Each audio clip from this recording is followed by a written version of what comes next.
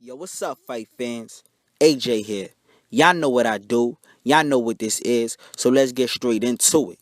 Andre Ward, 28-0 versus Sullivan Barrera, 17-0. Now, if you look around the YTBC, you watch the other channels, you could obviously see that a lot of people been speculating this fight, and a lot of people been oohing and ahhing about the possibilities of Andre Ward stepping in the ring with the undefeated Cuban. But honestly, motherfuckers haven't been paying attention. See, Andre Ward, he's stuck between a rock and a hard place. At this point in his career, after doing all the shit that he done did, after beating all the guys he done beat, motherfuckers still talking shit about him. And if you look around the internet, it's obvious.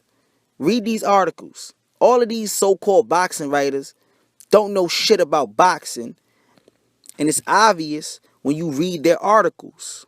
Now, when you talk about Sullivan Barrera, he's trained by Abel Sanchez, Cuban fighter, over 300 amateur fights. The boy has a good pedigree. But honestly, when you look at him, when you look at his fights, you can see that he's obviously a B-class Cuban fighter. Defensively, he doesn't do anything to impress me. And when you talk about his offense, he's real sloppy. Now, I can see where the hype comes in. The boy is a hard puncher. The boy is Gennady Golovkin's playmate. You know, they be playing fight night and shit up in Big Bear. But on a serious note, Barrera has a lot of flaws that nobody's been talking about. And if you watch the Jeff Lacey fight and you watch the Murat fight, you can see that he's susceptible to getting hit with that left, that clean left. And that's going to be a problem because when he gets in exchanges, he does have a good uppercut. But when he gets in exchanges, he becomes sloppy. And against a fighter like Andre Ward, there's no room for mistakes. He'll see through all that shit and then expose you for the fighter you are. Ask Carl Froch. Shout out to my UK boys. But honestly, I see Andre Ward ripping him to the body in those exchanges. I see Andre Ward putting wear on him all night long. And honestly, at the end of the day, I see Andre Ward ultimately knocking him out. Now, I know he's been in there with Gennady Golovkin, and he does have an amateur background that is extensive. But at the end of the day, there's a difference between fighting guys in a gym when you're practicing, because that's all sparring really is, practice, and doing it when it really matters under them HBO lights, which Barrera isn't accustomed to. Just 2 fights ago, Teddy Atlas was doing the commentary for his fight. And that should just tell you where he was at. ESPN, baby.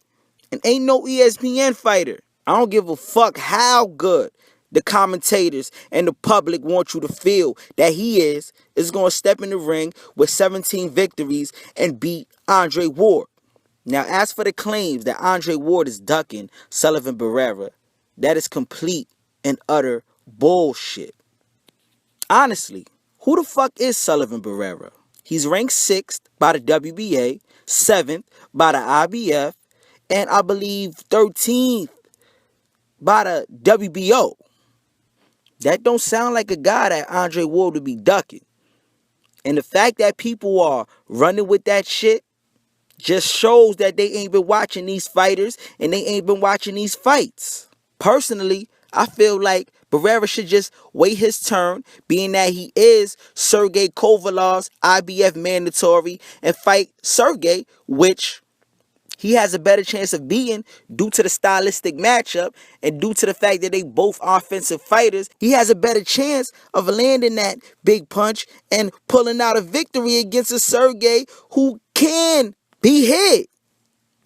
The sad part about this whole equation is that when Andre Ward gets this victory, people are going to be downplaying it when before the fight was even made, people were saying that Andre Ward was ducking a Sullivan Barrera.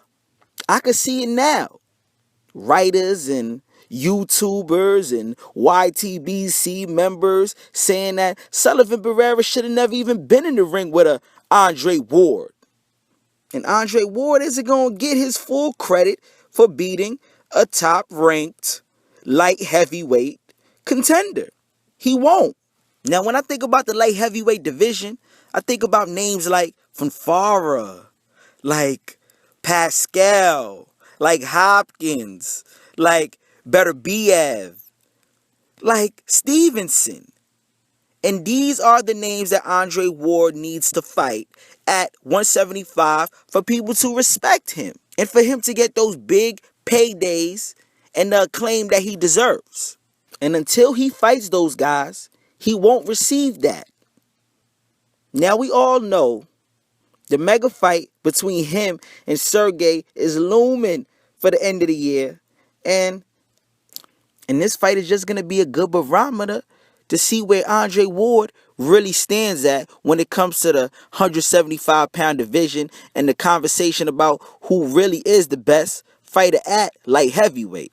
And if you know Andre Ward like I know Andre Ward, and you know how he trains, I have no doubt in my mind he's going to show us why he is an Olympic gold medalist, why he is number 4 pound for pound, formerly number 2 pound for pound, and why many consider him the best fighter in the game today. But with that being said, it's AJ Knows Boxing. Make sure you like the videos if you like the videos. Make sure you subscribe to the channel. Like, hit the subscribe button right now, guys. For more boxing videos, I'm going to keep y'all posted on everything that's happening in the game. Post fights, fight news, fight speculations. Y'all know how I do. But it's AJ Knows Boxing. I'm out. 1.